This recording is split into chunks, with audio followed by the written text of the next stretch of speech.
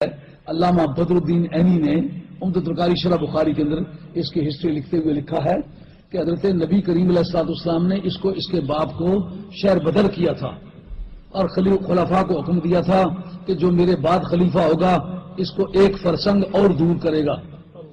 یہ حکم کا بیٹا ہے، مروان بن حکم، یہ حضرت عثمان غنی رضی اللہ عنہ کا سگا چچا زاد ہے۔ اور پھر حضرت سیدہ عائشہ رضی اللہ عنہ کہا کہ جو قرآن مجید میں آتا ہے نا شجرہ ملونہ جو ہے یہ مروان ہے اور مروان کا باپ ہے۔ اور خبیث ابن خبیث کوئی 7 پشتوں تک حضرت سیدہ نے اس کا ذکر کیا۔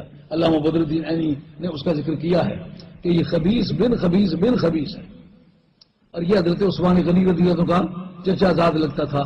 جس وقت ان کے خلافت کا زمانہ آیا اس کو یہ واپس لے آئے۔ صحابہ کرام اس پر معترض ہوئے، ان کا اس کو کیوں واپس لے آئے ہو؟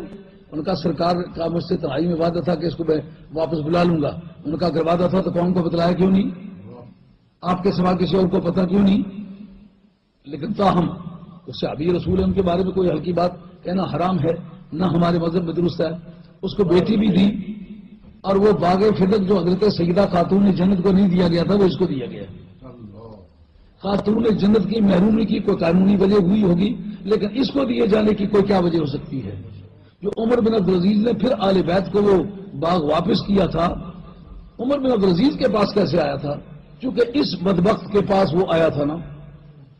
شاہ عبدالعزیز صاحب محدث دہلوی رحمۃ اللہ علیہ نے اپنے فتاوی عزیزیہ کے اندر لکھا ہے کہ اہل بیت کی محبت کو زندہ رکھنے کے لیے مروان پر لعنت بھیجنا ضروری ہے۔ یہ فتاوی عزیزیہ کے اندر بنی ہے، یعنی جو ملعون ہے آل سنت کے کاغذات میں یہ اس آدمی کا نام ہو کہتا ہے